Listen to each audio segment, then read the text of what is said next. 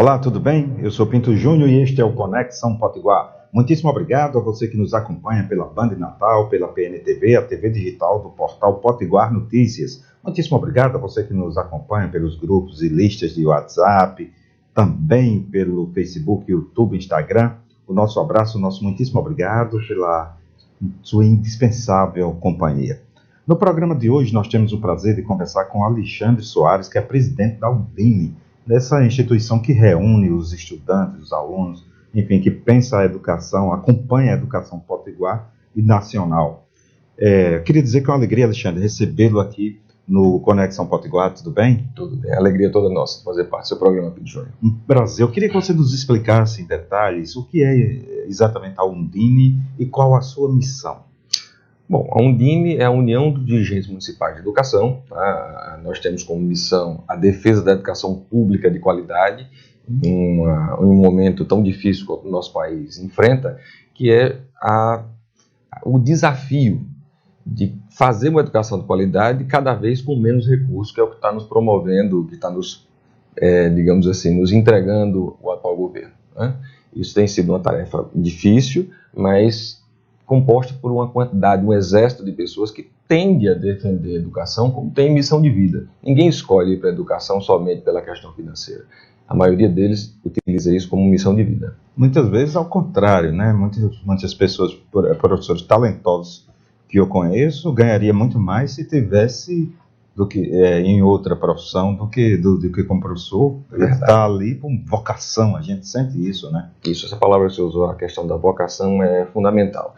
Nós temos, quando você pensa em um país de dimensões continentais como o nosso, e entender que o ensino básico é a profissão que mais emprega profissionais no país. Então, isso são dados do CAGED, entender que é um exército de pessoas que tem tido algumas vitórias, algumas conquistas que estão sendo, nesse momento, na verdade, ameaçadas, e que nós temos que lutar contra isso, porque a educação, como sendo uma parte básica da vida do ser humano, ela tem que ser defendida acima de tudo. Como é a relação do regime de colaboração com o governo do Estado? Como é que se dá esse projeto? Bom, o regime de colaboração é algo fundamental para que a educação possa acontecer, né? Entendendo que um estudante na vida vai passar por várias redes, mesmo que ele seja do ensino público na vida inteira, ele tem que estudar no ensino público, ele vai passar por uma rede municipal, que é fundamental do início da vida dele, ele vai ter educação infantil através do município, é tarefa exclusiva do município. Na questão do ensino fundamental, a maior parte está nos municípios, e quando ele sai para o ensino médio, ele vai para o ensino da rede estadual.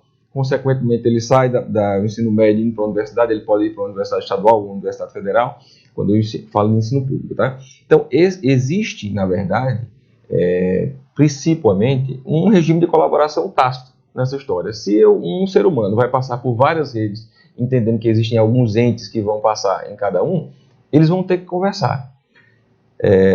O que a Constituição nos permitiu e que nós propusemos sempre foi que esse regime de colaboração fosse além dessa questão tácita, que ficasse mais explícita e através de alguns acordos. No Rio Grande do Norte existia um modelo que era através do transporte. Aqui nós temos o PTERN, que é o transporte para os alunos da rede estadual, efetuado pelo município. Ora, isso é muito lógico, já que nós vamos ter que transportar os alunos dentro do município. E aí você sabe que na área pública passa por licitação, existe todo um controle, verificação. Para o Estado é muito mais difícil estar em todos os municípios transportando alguns alunos, quando os municípios já têm que fazer isso obrigatoriamente. Então se criou um convênio, que é o PTERN, onde o Estado repassa recursos para que possa transportar os alunos dentro daquele município. Isso, na verdade, para os municípios é uma coisa importante que aconteça, mas também precisamos que o Estado melhore esse repasse para que isso possa ocorrer de forma mais natural. Perfeito. Você também está secretário do município de Monte Alegre, secretário de Educação.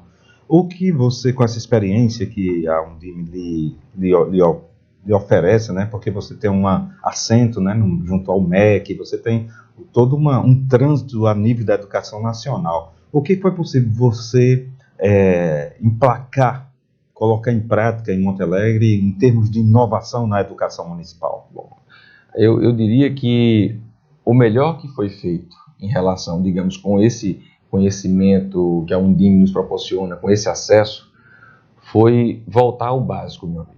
Eu poderia aqui falar de projetos inovadores, mas eu vou tentar colocar que o básico, quando ele é bem feito, cria uma base tão tipo sólida. lei fazer conta, né? Isso, exatamente. O básico de fazer.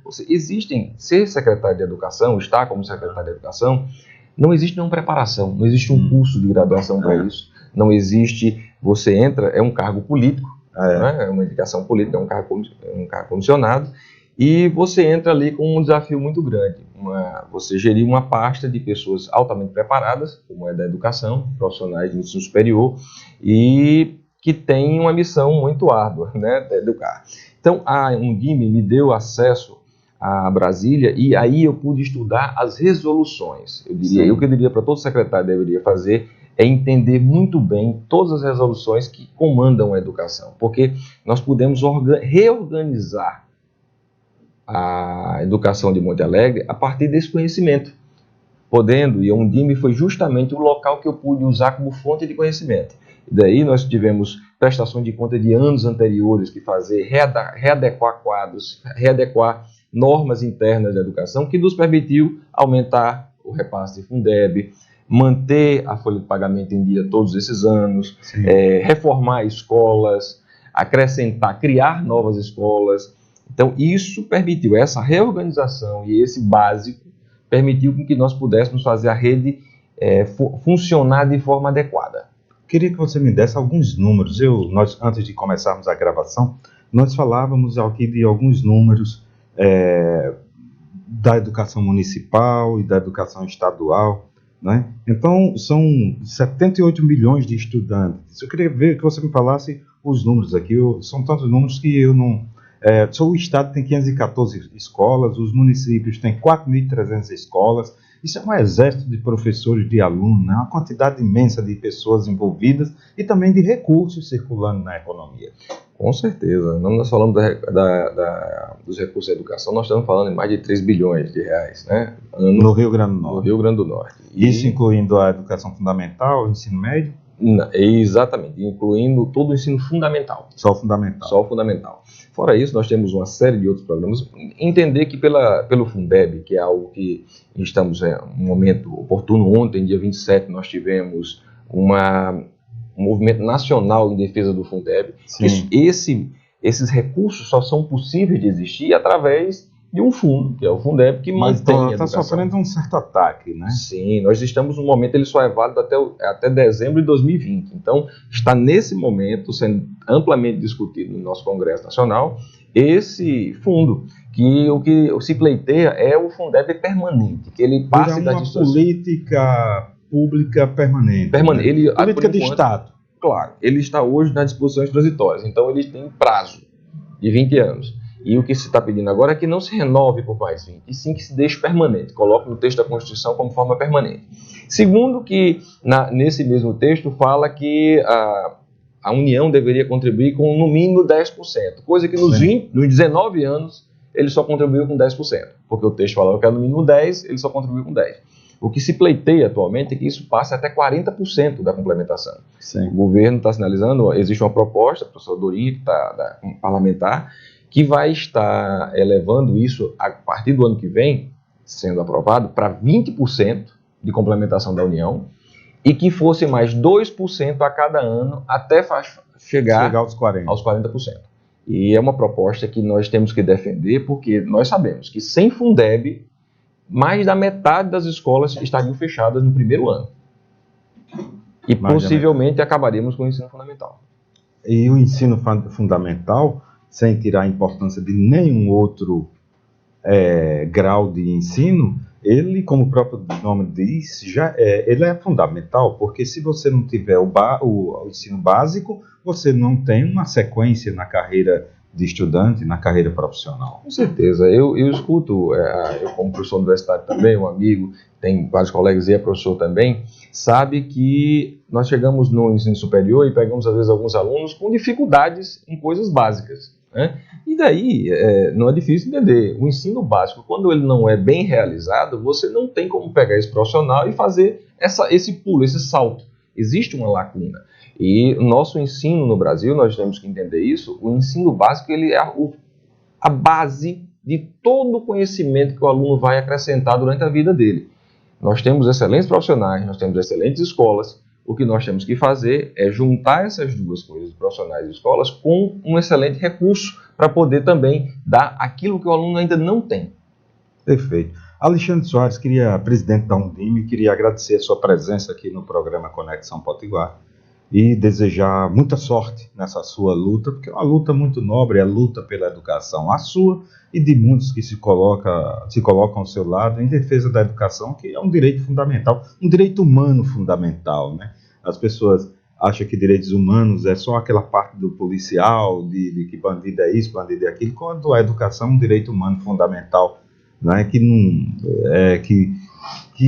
eu acho que merece aplauso quem coloca-se com essa bandeira na mão. Muito obrigado e parabéns pela sua luta. Eu agradeço pelo espaço, João, parabenizo pelo seu trabalho, que tem sido comentado e elogiado em todos os cantos do nosso estado, tá certo? Faço votos que isso permaneça e que cresça em alcance dentro do nosso estado.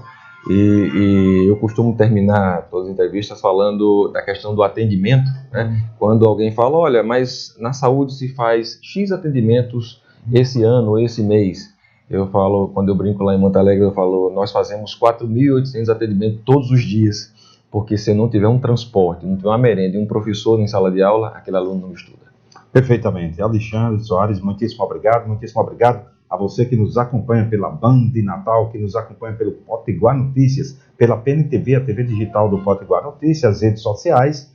E o nosso próximo encontro é às 5 da tarde na 91.9 FM. Um grande abraço e até mais.